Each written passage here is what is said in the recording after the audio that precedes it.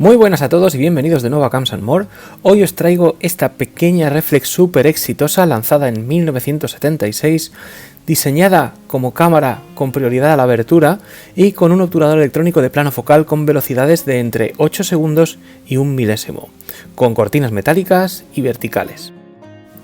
Carece de dial de velocidades, por lo que no puede ser usada en manual salvo por la posición bulbo y la del flash que sincroniza a 1 centésimo de segundo. Cuenta con un preciso sistema de medición de luz TTL preponderado al centro, activado por una leve presión al botón de obturación, que representa las velocidades en la parte izquierda del visor. Visor que por otra parte tiene una magnificación de 0,97 y una cobertura del 92%. Es grande y ayuda mucho tanto a la composición como al enfoque. Utiliza ópticas con la bayoneta Pentax K, que aún subsiste hoy en día, y junto con ella y la Pentax MX se lanzaron las compactas y afiladas ópticas SMC Pentax M, como este 50 f1.7 que es el probado en esta review. Tuvo su versión negra y su versión cromada, e incluso una extraña versión con cuero marrón llamada ME-SE.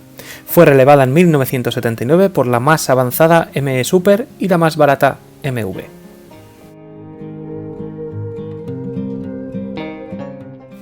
La respuesta de otros fabricantes a esta cámara se hizo esperar 3 años. La respuesta de Nikon fue la EM, también inspirada en un tamaño de reflex más compacta y con prioridad a la apertura y más ligera. En Canon fue la Canon AV, también de 1979, ambas analizados en el canal, os dejo la tarjetita. Y la respuesta de Olympus fue la OM10.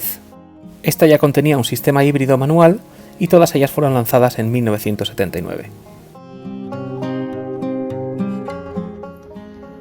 Paso a contaros sus sensaciones y funcionamiento y empezamos por el exterior. Tenemos una cámara muy compacta, mirad que mis manos son pequeñas y fijaos lo pequeñita que es en mis manos.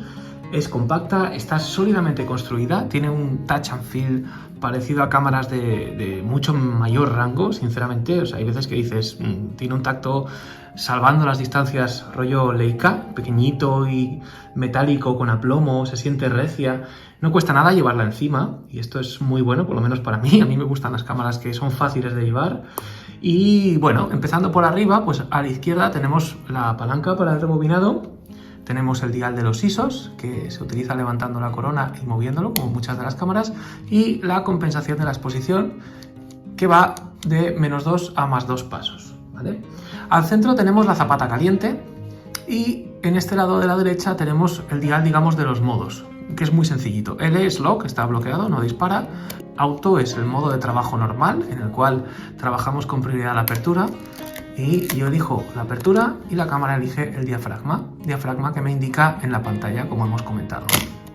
Y ese es el sonido que produce la cámara, como estáis escuchando. Tengo un modo de 1 centésima de segundo que se utiliza para el flash y tengo el modo de bulbo que mientras mantengo apretado el botón de obturación se mantiene abierto y cuando lo libero se cierra. Aquí tenemos el contador de fotogramas y la palanca para el avance. La palanca tiene un recorrido muy cortito, muy cómodo y además tiene una ventanita aquí detrás que cuando lleva película, ahora no tiene, pero cuando lleva película lo que hace es moverse esto indicando que la película está correctamente puesta. Cuando ya no quiero disparar más, lo que hago es colocarlo en la L y dejarla bloqueada. Tenemos las asitas para colgar en la correa y por la parte delantera tenemos logotipo de la marca Asahi Pentax, tenemos logotipo del modelo ME, tenemos un temporizador, en este lado tenemos el botón de liberación del objetivo que se libera en sentido antihorario, como veis, y tenemos el puntito rojo contra el puntito rojo y cuando los alineamos con un cuartito de vuelta tenemos el objetivo colocado. Y por el otro lado tenemos un cable de conexión de PC para el flash. Si levantamos, como en casi todas las reflex de la época, conseguimos abrir la tapita trasera y dejamos a la vista este fantástico obturador metálico que funciona en vertical, como estáis viendo. A ver, ahí estamos. ¿Vale? Ahí veis cómo se mueve hacia arriba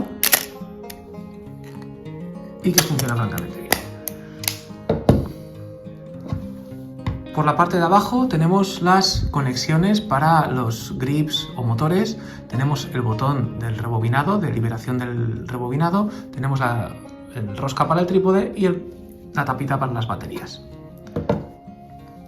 Y en conclusión, este sonido que vuelvo a reproducir, preciso del obturador, algo fuerte pero no tremendo, el uso sencillo de que hace gala la cámara, completan esta cámara que sin lugar a dudas se convierte en una de mis favoritas, pero totalmente. Fácil de usar, ideal para principiantes, callejera, con unas ópticas compactitas muy buenas, fiable, resistente, con un tacto fantástico, un visor grande, rápida de uso. No es profesional en absoluto. Si quiero hacer cosas más creativas necesitaría otro tipo de cámara, pero tampoco lo pretende. Es una cámara para lo que es. Es una cámara para llevar a todas partes, para hacer fotos de familia y que te queden fantásticas, para hacer fotos de paisaje y que tengas una óptica muy buena, y para hacer fotos de calle de una manera también rápida y sencilla. Sin más, muchas gracias por todo, espero que os haya gustado el vídeo. Como siempre, si es así, dadle un buen like, dejad vuestros comentarios, que sabéis que los leo y los contesto, aunque tarde un poquito, siempre los intento contestar todos.